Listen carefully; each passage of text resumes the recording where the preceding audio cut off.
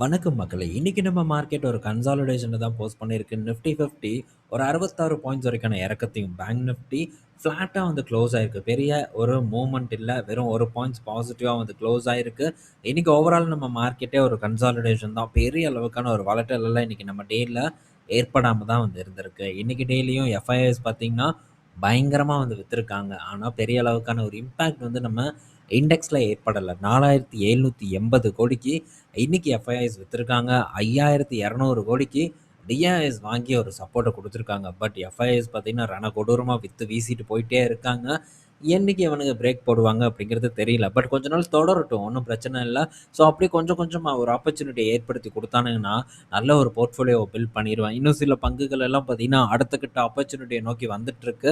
அதெல்லாம் பார்த்தீங்கன்னா, புடிக்கணும் அப்படிங்கிற ஒரு பிளானோட தான் நானும் வந்து வெயிட் பண்ணிட்டு இருக்கேன். ஸோ கிடைச்சிரணும் அப்படின்னு தான் வேண்டுதல் இருக்கு. ஸோ கிடைச்சிருச்சுன்னா ரொம்ப சந்தோஷமா இருக்கும். ஸோ ஷார்ட் டெர்ம்ல பார்க்கும்போது கொஞ்சம் வழி தெரியலாம். இறங்கும்போது வாங்குவது ரொம்ப கடுப்பா இருக்கலாம். பட் இந்த இறங்கும்போது வாங்குறதுங்கிறது எனக்கு ரொம்ப புடிச்ச ஒரு செயல். பண்ணும்போது கண்டிப்பா அந்த அப்டேட் எல்லாம் உங்க கூட ஷேர் பண்றேன். இதுக்கு முன்ன டிஸ்கஸ் பண்ண பங்குகள் இருக்கு. ஸோ அந்த பங்குகள் ஆல்மோஸ்ட் நெக்ஸ்ட் ஒரு அக்யூமுலேஷன் ரேஞ்ச நோக்கி வந்துட்டுருக்கு. விரைவில் பார்த்தீங்கன்னா, அதெல்லாம் ஒரு வாய்ப்பை ஏற்படுத்தும். ஏற்படுத்தும்போது நான் ஃபோக்கஸ் பண்ணேன்னா, அத வந்து உங்ககிட்ட நான் தெரியப்படுத்துறேன். ஸோ நெக்ஸ்ட் பார்த்தீங்கன்னா, இன்னைக்கு டேல சில பங்குகளோட முன்னணி பங்குகளோட ரிசல்ட் எல்லாம் வந்திருக்கு. மொத ரிசல்ட் இன்ஃபோசிஸோட ரிசல்ட்ட நம்ம பார்க்க போறோம். ஸோ இன்ஃபோசிஸோட பெர்ஃபார்மன்ஸ் பார்த்தீங்கன்னா, மற்ற கம்பெனி கூட கம்பேர் பண்ணும்போது பரவால்ல. வெறும் 2% தான் இயர் ஆன் இயர்ல பேட் வந்து டிக்ளைன் ஆயிருக்கு. 6654 கோடி இந்த காலாண்டுல ப்ராஃபிட்டா போஸ்ட் பண்ணியிருக்காங்க. ரெவென்யூ 9% ஏறியிருக்கு. அதே மாரி புதுசா ஹெட் கவுண்ட் வந்து கூடியிருக்கிறதாவும் வந்து சொல்லியிருக்காங்க. அதுவும் குறிப்பா ஃப்ரெஷர்ஸ வந்து ஆட் பண்ணியிருக்கிறதா இன்ஃபோசிஸ் தரப்புல இருந்து அப்டேட் வந்திருக்கு. ஸோ ஓவராலா இவங்களுக்கும் பார்த்தீங்கன்னா, இந்த நியூ லேபர் கோட் காஸ்ட் பார்த்தீங்கன்னா, கிட்டத்தட்ட 1280 கோடி கிட்ட வந்து தாக்கியிருக்கு. ஸோ அதனால தான் இவங்களுக்கும் லாபம் வந்து சரிவடைஞ்சிருக்கு. பட் இதெல்லாம் தள்ளி பார்த்தா, எல்லா நிறுவனங்களுமே ஓரளவு பெட்டரா தானே பெர்ஃபார்ம் பண்ணியிருக்கு. ஏஐ அது இதுன்னானுங்க. கடைசியில ஏஐ இல்ல, ஒண்ணும் இல்ல அப்படிங்கிற மாரி தான் இப்போ நிலைமை பார்த்தீங்கன்னா ஏற்பட்டுட்டு இருக்கு. குறிப்பா ஏஐல ரெவென்யூ வந்து இவங்களுக்கு அதிகரிச்சுட்டு வந்துட்டு இருக்கிறதையும் நம்ம பார்த்துட்டு இருக்கோம். இவங்களுக்கு கிட்டத்தட்ட ஒரு $4.2 பில்லியன் வரைக்கான டீல இந்த காலாண்டுல வின் பண்ணியிருக்காங்க. ஸோ டிசிஎஸ் கூட கம்பேர் பண்ணும்போது டிசிஎஸ் வின் பண்ண டீல்ல பாதி மதிப்பிலான டீல் பார்த்தீங்கன்னா, இன்ஃபோசிஸ் வந்து வின் பண்ணியிருக்காங்க. ஸோ இன்ஃபோசிஸும் நல்ல பெர்ஃபார்மன்ஸ தான் இந்த காலாண்டுல வந்து டெலிவர் பண்ணியிருக்கு. ஸோ நெக்ஸ்ட் பார்த்தீங்கன்னா, ஐசிஐசிஐ புரூடென்ஷியல் ஏஎம்சி கிட்ட இருந்து ஒரு அப்டேட் வந்திருக்கு. ஸோ ஐசிஐசிஐ புரூடென்ஷியல் ஏஎம்சி பார்த்தீங்கன்னா, இப்போ என்ன ஒரு பெர்ஃபார்மன்ஸ பண்ணியிருக்காங்கன்னு நம்ம தேடி பார்த்தோம்னா, ஸோ நல்ல ஒரு பெர்ஃபார்மன்ஸ வந்து இந்த காலாண்டுல டெலிவர் பண்ணியிருக்காங்க.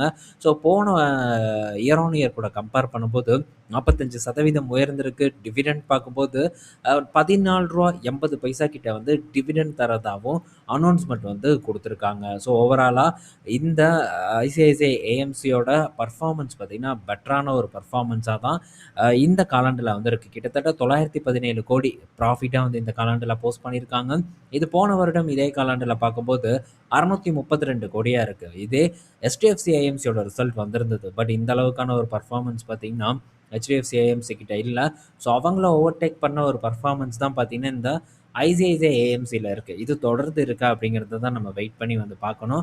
ஸோ பொறுத்திருந்து பார்ப்போம். அடுத்தடுத்த காலாண்டுல பார்ப்போம். இதெல்லாம் கொஞ்சம் ஒரு ஓவர் வேல்யூட் ஸ்டாக்கா தான் இருந்துட்டு வந்துட்டு இருக்கு. நெக்ஸ்ட் பார்த்தீங்கன்னா, இன்னொரு ஏஎம்சி. ஸோ இந்த அ பிபிஏஎஃப்ஏஎஸோட கிட்டேருந்து ஒரு அப்டேட் வந்திருக்கு. அதுவும் குறிப்பா ஸோ இவங்களுடைய ஃபண்டுல வந்து சில மாற்றங்கள வந்து பண்றாங்க. அதுல ஐடிசிய வந்து ஆட் பண்ணியிருக்கிறதா ஒரு அப்டேட் வந்து குடுத்துருக்காங்க. ஸோ ஃப்ளெக்ஸி கேப் பலருக்கும் வந்து ரொம்ப புடிச்ச ஒரு ஃபண்டு. அதுவும் புடிச்ச ஒரு ஃபண்ட் ஹவுஸ் அப்படின்னு கூட வந்து சொல்லலாம்.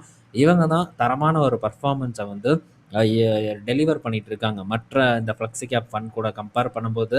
ஸோ இப்போ HDFC பார்க்கும்போது அதிகப்படியான ஒரு வெயிட்டேஜ வந்து இந்த இவங்களுடைய ஹோல்டிங்ல இருக்கு. அதுக்கு அடுத்தபடியா பவர் கிரிட் இருக்கு. ஸோ பவர் கிரிட் டெஃபினட்டா லாங் டெர்ம்ல ஒரு பெட்டர் பெர்ஃபார்மன்ஸ வந்து போஸ்ட் பண்ணும் அப்படின்னு தான் நான் தொடர்ந்து வந்து உங்க கூட டிஸ்கஸ் பண்ணிட்டு இருக்கேன். ஏன்னா, ஸோ டிரான்ஸ்மிஷன் லைன்ல இன்னும் பெரிய அளவுக்கான ஒரு இன்வெஸ்ட்மென்ட் வரப்போகுதுங்கிற ஒரு நம்பிக்கை என்கிட்ட வந்து இருக்கு. ஏன்னா பெரிய அளவுக்கு வந்து பவர் ஜெனரேஷன் கெப்பாசிட்டி உயர்ந்துட்டு இருக்கு. ஆனா அதே சமயத்துல டிரான்ஸ்மிஷனுக்கான ஒரு குரோத் வந்து இங்க நடந்துட்டு இருக்கான்னு கேட்டா, ஸோ நடக்கல. இதனால ஃபாரின்லலாம் பார்த்தீங்கன்னா, ஒரு பஞ்சாயத்தே வந்து ஆச்சு. ஸோ விரைவில் மேபி அது நமக்கும் ஆனாலும் ஆகலாம். ஆனா அதுக்கு முன்னாடி ஏதோ பெரிய அளவுக்கு முதலீடு பண்ணி டக்கு டக்குன்னு பண்ணுவாங்களாங்கிறத பொறுத்திருந்து பார்க்கணும். பட் பவர் கிரிட் லாங் டெர்ம்க்கு ஒரு தரமான ஒரு பங்கு. ஸோ டவுட்டே வேண்டாம். இந்த டிரான்ஸ்மிஷன் லைன் பொறுத்தவரைக்கும் மார்க்கெட் லீடரா இருக்கக்கூடிய நிறுவனமாவும் பவர் கிரிட் தான் வந்து இருந்துட்டு வந்துட்டு இருக்காங்க. ஸோ ஒன்ஸ் ஆப்பர்ச்சுனிட்டி கிடைச்சது, திரும்ப ஏதாச்சும் கொஞ்சம் அட்ராக்டிவா கிடைச்சதுன்னா நம்ம கண்டிப்பா இத பத்தி டிஸ்கஸ் பண்ணுவோம். தரமான ஒரு பங்கு. அடுத்தது பார்த்தீங்கன்னா, கோல் இந்தியா இருக்கு. ஸோ கோல் இந்தியாவோட ரீசன்ட் பெர்ஃபார்மன்ஸ பார்த்திருப்போம். அதுவும் திரும்ப ஒரு நல்ல ஏற்றத்த வந்து குடுத்துட்டு இருக்கு. கோட்டாக் பேங்க் இருக்கு. ஸோ எல்லாம் தரமான பங்கு வச்சிருக்காங்க. அது போக Amazonல வந்து பங்குகள வந்து ஆட் பண்ண போறதாவும் இந்த பிபிஎஃப்ஏஎஸ் கிட்ட இருந்து ஒரு அப்டேட் வந்து வந்திருக்கு. ஸோ நம்ம இதுக்கு முன்னாடி டிஸ்கஸ் பண்ணோம். 2 பங்கு பெரிய அளவுக்கான பெர்ஃபார்மன்ஸ வந்து போஸ்ட் பண்ணாம இருக்கு அப்டின்ட்டு. ஸோ அதுல ஒண்ணு பார்த்தீங்கன்னா, இந்த Amazon, இன்னொன்னு பார்க்கும்போது மைக்ரோசாஃப்ட்டா வந்து இருக்கு. அ அது இன்னும் பார்த்துட்டு தான் வந்து இருக்கேன். ஸோ நம்ம வெயிட் பண்ணுவோம். பார்த்துட்டு டக்குன்னு அத வந்து ஏதாச்சும் ஒரு ஆப்பர்ச்சுனிட்டிய வந்து பிடிக்க முடியுமா அப்படிங்கிறத பார்ப்போம். இது யுஎஸ் மார்க்கெட்ல ஓகே. ஸோ இவங்களுடைய ஒரு ஃப்ளெக்ஸி கேப்ல கிட்டத்தட்ட 11% பார்த்தீங்கன்னா, இந்த ஃபாரின் ஸ்டாக்ஸ் இருக்கு. அதுதான் மெயின் ரீசன் இவங்களுடைய இந்த ஃப்ளெக்ஸி கேப் ஃபண்ட் ஒரு நல்ல பெர்ஃபார்மன்ஸ வந்து டெலிவர் பண்றதுக்கு. கூகுள் பாருங்க கிட்டத்தட்ட இந்த ஹோல்டிங்ஸ்ல 4% பார்த்தீங்கன்னா, கூகுளோட பங்கு வகிச்சுட்டு வந்துட்டுருக்கு. ஸோ இதெல்லாம் சேர்ந்து தான் ஒரு பெட்டர் பெர்ஃபார்மன்ஸ் மற்ற ஃப்ளெக்ஸி கேப் கூட கம்பேர் பண்ணும்போது இவங்க வந்து டெலிவர் பண்ணியிருக்காங்க. ஸோ நெக்ஸ்ட் அப்படின்னு பார்க்கும்போது இந்தியன் ஓவர்சீஸ் பேங்க் கிட்ட இருந்து அப்டேட் வந்திருக்கு. ஸோ இந்தியன் ஓவர்சீஸ் பேங்க் பார்க்கும்போது இந்த காலாண்டுல அவங்களுடைய பெர்ஃபார்மன்ஸ் ரொம்ப பெட்டரான ஒரு பெர்ஃபார்மன்ஸா இருக்கு. 56% இயர் ஆன் இயர் கூட கம்பேர் பண்ணும்போது உயர்ந்திருக்கு. போன காலாண்டு கூட கம்பேர் பண்ணும்போது ஒரு ஒரு ஒரு 100 கோடி கிட்ட பார்த்தீங்கன்னா, இவங்களுடைய லாபம் வந்து உயர்ந்திருக்கு. ஸோ ஓவராலா அசெட் குவாலிட்டி நல்லா இம்ப்ரூவ் பண்ணியிருக்காங்க.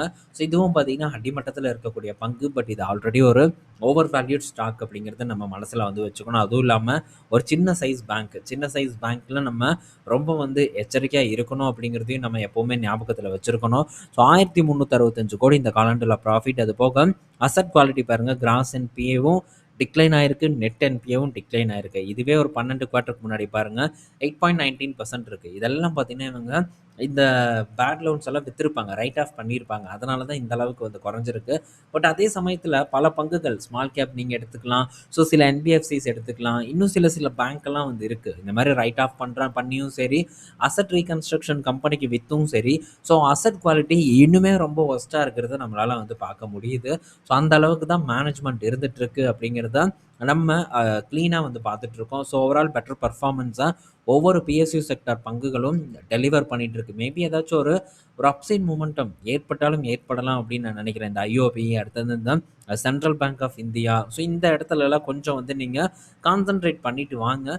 ஸோ இந்த இடத்துல மேபி ஏதாச்சும் ஒரு சான்ஸ் ஏற்படலாம் அப்படிங்கிற ஒரு எதிர்பார்ப்பு என்கிட்ட வந்து இருந்துட்டு இருக்கு. ஸோ நெக்ஸ்ட் பார்த்தீங்கன்னா, ஸோ இந்த வயர்ஸ் அண்ட் கேபிள் செக்டார் இதில் ஒரு உருட்டு உருட்டிட்டு இருக்காங்க. ஸோ இப்போது ஒரு ஸ்டோரி பார்த்தீங்கன்னா இந்த இடத்துல பில்ட் பண்ணப்படுது. ஸோ ஆல்ரெடி இந்த ஆர்ஆர் கேபிள் பார்த்தீங்கன்னா ஒரு நல்ல இடத்துல தான் ஒரு பீக்கில் தான் வந்து ட்ரேட் ஆகிட்டு இருக்கு. இப்போ என்ன சொல்கிறாங்கன்னா, மதிப்பீடும் பார்க்கும்போது அதிகமாக தான் இருக்குது. ஸோ டேட்டா சென்டரோட க்ரோத் வந்து நம்ம நாட்டில் பயங்கரமாக இருக்குங்கிற எதிர்பார்ப்பு இருந்துட்டு தான் இருக்குது. ஸோ ஒரு பக்கம் ரிலையன்ஸ், ஒரு பக்கம் கூகுள், ஒரு பக்கம் டிசிஎஸ் போன்ற பெரும் நிறுவனங்கள் பார்த்தீங்கன்னா நம்ம நாட்டில் முதலீடு பண்ணி டேட்டா சென்டர் கெப்பாசிட்டியை உயர்த்துறாங்க. ஸோ இந்த ஒரு க்ரோத் பார்த்தீங்கன்னா ஆர்ஆர் கேபிளோட க்ரோத்தா மாறும். ஆர்ஆர் கேபிள உயர்த்தும் அப்படிங்கிற எதிர்பார்ப்பு இருக்கு. பட் இன்னும் பல வயர்ஸ் அண்ட் கேபிள் செக்டார் பங்குகள் இருக்கு. அவங்களுக்கும் இது போகும். பட் இந்த நிலைமையில இந்த குரோத் ஸ்டோரிய நம்பி நம்ம கொண்டு போய் பணத்த தூக்கி போட்டோம்னா, ஸோ ரிஸ்க்ல மாட்றதுக்கான வாய்ப்பு அதிகமா இருக்கு. ஏன்னா விலை பார்த்தீங்கன்னா கொஞ்சம் பீக்ல தான் வந்து இருக்கு. ஸோ எவன் தலையிலயாச்சும் கட்டி விடணும் அப்படிங்கிற ஒரு முயற்சியாட்டம் தான் எனக்கு வந்து பர்சனலா ஃபீல் ஆகுது. ஸோ ஆல்மோஸ்ட் வந்து ஒரு 52 வீக் ஹை கிட்ட தான் இந்த ஆர்ஆர் கேபிள் வந்து ட்ரேட் ஆயிட்டு இருக்கு. அதே மாரி ஸோ இவன் ஒன்றும் செக்டார் ஒரு லீடர் கிடையாது. நம்ம இதுக்கு முன்னாடி பாலிகேப்பை வந்து ஒரு இக்கட்டான சூழ்நிலையில வந்து நம்ம பிடிச்சோம். ஸோ இப்போ பார்த்தீங்கன்னா, நான் ஃபினோலெக்ஸ் கேபிள வந்து பிடிச்சிருக்கேன். இக்கட்டான சூழ்நிலையா தான் இருக்கு. நல்ல கரெக்ஷனை ஃபேஸ் பண்ணியிருக்கு. ஸோ இந்த சூழ்நிலையில நான் ஃபினோலெக்ஸ் கேபிள பிடிச்சிருக்கேன். அது ஒரு நல்ல வேல்யூல இருக்கு. பல டிக்கெட்ஸா நம்ம மார்க்கெட்ல நம்ம நாட்டுல இயங்கிட்டு வந்துட்டு இருக்கக்கூடிய நிறுவனமா இருக்கு. ஸோ இந்த நிறுவனம் எனக்கு வந்து அட்ராக்டிவா தெரிஞ்சது. பட் இந்த மாரி கதையை நம்பி நம்ம கொண்டு போய் போடும்போது கொஞ்சம் மேபி ரிஸ்க்கா மாறுறதுக்கான சான்சஸ் இருந்தாலும் இருக்கலாம். ஸோ தொடர்ந்து வந்து நம்ம ட்ராக் பண்ணுவோம். வரக்கூடிய காலண்டில இவங்களுடைய பெர்ஃபார்மன்ஸ் எப்படி இருக்குங்கிறதையும் நம்ம வெயிட் பண்ணி வந்து பார்ப்போம். அடுத்தது ஸோ இன்டெல். இப்போ இன்டெல் பார்த்தீங்கன்னா, திரும்ப அனலிஸ்ட் எல்லாம் பார்த்தீங்கன்னா, டார்கெட்ட தொடர்ந்து உயர்த்திட்டே வந்துட்டு இருக்காங்க. இதுக்கு முதல்ல என்ன குடுத்தாங்கன்னா, $40 வரைக்கும் போகும்னாங்க. ஸோ இப்போ ரீசென்ட்டா நடந்தத சொல்றேன். அதுக்கப்புறம் $50 வரைக்கும் போகும்னாங்க. இப்ப பார்த்தீங்கன்னா, $60 டார்கெட்டு. உனக்கும் வேண்டாம், எனக்கும் வேண்டாம். $60 இன்டெல் வந்து போகும் அப்படிங்கிற ஒரு ஒரு டார்கெட்ட வந்து அனலிஸ்ட் குடுத்துட்டு இருக்காங்க. இப்போ ரீசன் பார்த்தீங்கன்னா, அதுவும் கிட்டத்தட்ட இது நான் ஃபோக்கஸ் பண்ணதுலருந்து ஒரு 140%, 150% வரைக்கான ஏற்றத்த வந்து டெலிவர் பண்ணிருச்சு. எக்ஸாக்ட்டா தெர்ல. ஒரு ஏற்றத்த குடுத்ததுக்கு அப்புறம் பார்த்தீங்கன்னா, இது நல்லா பெர்ஃபார்ம் பண்ணும். அதுவும் குறிப்பா நம்ம இந்த இன்டெல்ல ஃபோக்கஸ் பண்ணது ஃபவுண்டரிக்காக தான். ஃபவுண்டரி இருக்கு. அதே சமயத்தில சிப் மேனுஃபேக்சரிங் பண்றாங்க. தொடர்ந்து என்னென்ன சிப் பண்றாங்க, இவங்களுடைய சிப்போட ரோட் மேப் என்ன அப்படிங்கிற முதற்கொண்டு எல்லாத்தையும் டிஸ்கஸ் பண்ணியிருக்கோம். இன்னும் சொல்லப்போனா, பெஞ்ச்மார்க் எல்லாம் கூட வந்து நம்ம டிஸ்கஸ் பண்ணிட்டு தான் வந்துட்டுருக்கோம். ஸோ கசகசன்னு நம்ம பார்த்துட்டுருக்கோம். 2 இடத்துல இவங்க இருக்காங்க. ஸோ ஃபவுண்டரி நல்லா கை குடுக்கும். அதே மாரி சிப்ல பெரிய அளவுக்கு காம்படிஷன் வந்தாலும், ஃபவுண்டரியில இவங்க ஒரு அச்சீவ்மெண்ட்ட பண்ணுவாங்க அப்படிங்கிற எதிர்பார்ப்பு இருக்கு. அசர்ட் அந்த அளவுக்கு வச்சிருக்காங்கங்கிறது தான் நம்மளுடைய பாயிண்ட்டா வந்து அந்த டைம்ல இருந்தது. இப்போ இவங்க வந்து இதத்தான் சொல்றாங்க. எப்போ $45க்கு மேல போயிருச்சு இந்த இன்டெல். இப்ப வந்து இவங்களுடைய ஃபவுண்டரி நல்லா இருக்கும் அப்படின்னு வந்து சொல்றாங்க. சாம்சங்க வந்து தாண்டும் அப்படின்னு வந்து சொல்றாங்க. ஆனா TSMCக்கு பின்னாடி தான் இருக்கும் அப்படின்ட்டும் சொல்றாங்க. இப்போதைக்கு இன்டெலோட ஈல்டு என்னவா இருக்கும்னு இவங்க எதிர்பார்க்குறாங்கன்னா, 60% உயர்ந்திருக்குன்னு சொல்லி எதிர்பார்க்குறாங்க. பட் TSMCயோடது 70லேருந்து 80% கிட்ட இருக்கிறதாவும், சாம்சங் பார்க்கும்போது ஒரு 40% கிட்ட தான் இருக்கிறதாவும் சொல்றாங்க. ஸோ சாம்சங் முந்தி 2வது இடத்துக்கு இன்டெல் வரும் அப்படின்னு சொல்றாங்க.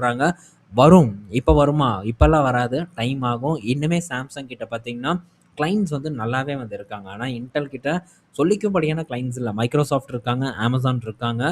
மத்தபடி பெரிய கிளையண்ட்ஸ் அப்படின்னு பார்க்கும்போது யாரும் இல்ல. பட் இன்னும் வந்து தொடர்ந்து வருவாங்கங்கிற ஒரு எதிர்பார்ப்பு அதிகமா வந்திருக்கு. குறிப்பா 14A இதெல்லாம் பார்த்தீங்கன்னா, முன்னாடியே நடந்துரும். எல்லாம் நடந்து முடிஞ்சதுக்கு அப்புறம் தான் நமக்கு வந்து தெரியும். இப்ப நம்ம பேசிட்டு இருக்கக்கூடிய இந்த சூழ்நிலையிலேயே இந்த 14Aக்கான டெஸ்டிங் எல்லாம் வந்து நடந்துட்டு இருக்கும்.